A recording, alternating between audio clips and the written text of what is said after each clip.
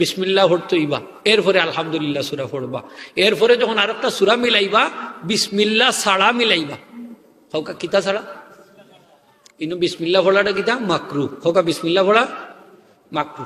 দুই সূরার লোকে মাঝখানে যে আমরা সূরা মিলাই না নি, নামাজও পড়তে বলে মিলাই নি লাগে।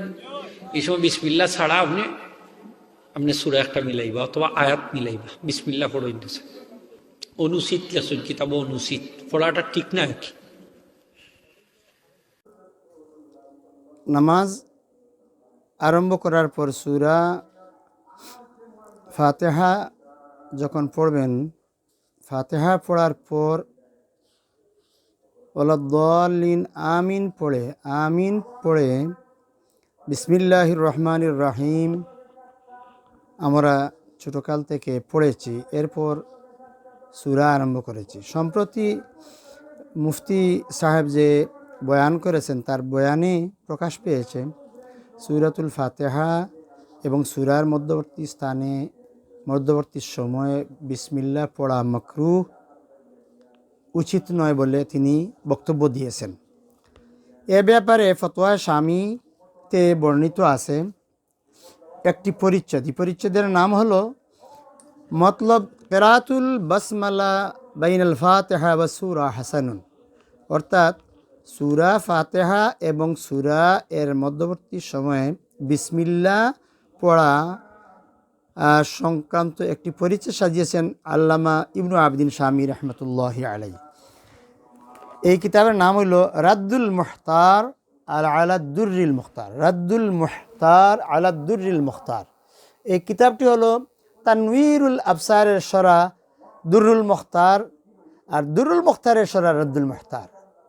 মূল কিতাবের নাম তানওয়ীরুল আবসার, এরপর সরা হলো তানওয়ীরুল আবসারের সরা দুররুল মুখতার, আর দুররুল মুখতারের সরা ব্যাখ্যা গ্রন্থ হলো রাদ্দুল মুখতার, যেটাকে ফতোয়ায়ে শামী হিসাবে পরিচিতি লাভ করেছে জগতের মধ্যে।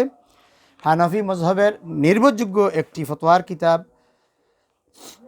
এই কিতাবটি লিখেছেন মোহাম্মদ আমিন ইবনু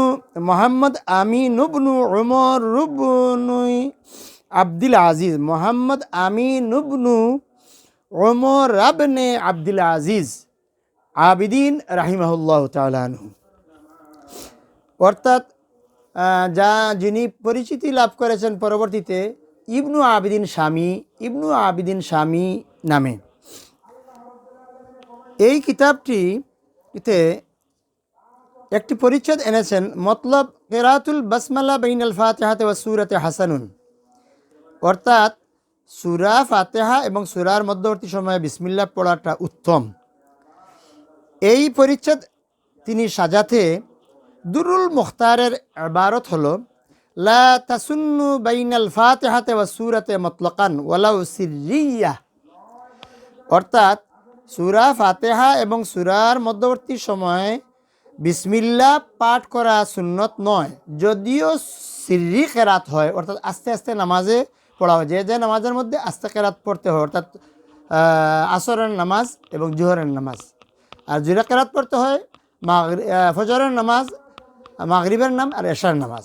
এই জোরে কেরাতের মধ্যেও বিসমিল্লাহ পড়া লাগে, আস্তে কেরাত হলেও বিসমিল্লাহ পড়া লাগে।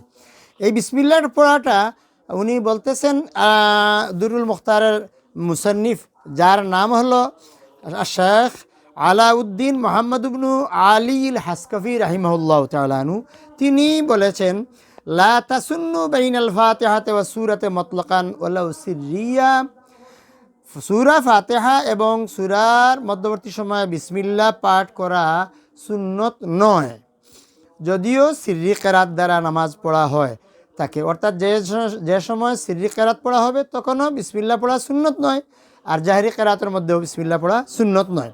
ওয়ালা তুকরাহু ইত্তেফাকান, আর ফুকাহায়ে কেরামের ঐক্যমতে উহা মকরুহ নয়, সুন্নতও নয় একদিকে, অন্যদিকে এটা পড়ে নিলে মকরুহ হবে না। এই ইবারতের উপর ভিত্তি করে আল্লামা ইবনু আবিদিন শামী রাহিমাহুল্লাহু তাআলা আনহু তার লিখিত কিতাব হলো রাদ্দুল মুখতার। এই রাদ্দুল মুখতারের মুসান্নিফ রাহিমাহুল্লাহু তাআলা আনহু উপরোক্ত ইবারতের অর্থাৎ দুরুল মুখতারের ইবারতের ব্যাখ্যা দিতে গিয়ে বলতেছেন, কে বলতেছেন? মোহাম্মদ আমিন ইবনু উমর ইবনে আব্দুল আজিজ আবিদিন শামী রাহিমাহুল্লাহ তাআলা আনহু, তিনি বলতেছেন, ওয়ালা তুকরাহু ইত্তিফাকান ওয়ালিহাযা সুররিহা ফি যখিরা ওয়াল মুজতাবা বিআন্নাহু ইন সুমিয়া বাইনাল ফাতিহাতি ওয়াস সূরাতিল মাকরুয়া সিররান আও জাহরান কানা হাসানান ইনদা আবি হানিফা রাহিমাহুল্লাহ তাআলা আনহু। অর্থাৎ ইমাম আবু হানিফা রাহমাতুল্লাহি আলাইহির মতে সিররি কেরাত হোক আর জাহরি কেরাত হোক, উভয় অবস্থায় ফাতিহা পড়ার পর সূরা মিলানোর পূর্বে বিসমিল্লাহ পড়া হাসানান উত্তম, কানা হাসানান উত্তম, ভালো। ওয়ারাজ্জাহুল মুহাক্কিক, আর উহাকে অগ্রাধিকার দিয়েছেন আল মুহাক্কিক ইবনুল হুমাম রাহিমাহুল্লাহ তাআলা আনহু, আল্লামা ইবনুল হুমাম রাহিমাহুল্লাহ তাআলা আনহু ওয়া তিলমিজুহুল হালাবি, এবং তার ছাত্র তার শাগির্দ ইমাম হালাবি। এই যে ফতোয়া দিয়েছেন যে ইমাম আবু হানিফা রহমতুল্লাহি আলাইহির মতে সূরা ফাতিহা পড়ার পর ওয়ালা দাল্লিন আমিন পড়ার পর বিসমিল্লাহির রহমানির রহিম পড়ে আলাম তারা বা লিলা আরাইতাল্লাযী কুলিয়া কুল হুয়াল্লাহ, যে কোনো সূরা পড়বেন, মধ্যখানে বিসমিল্লাহ পড়াটা উত্তম।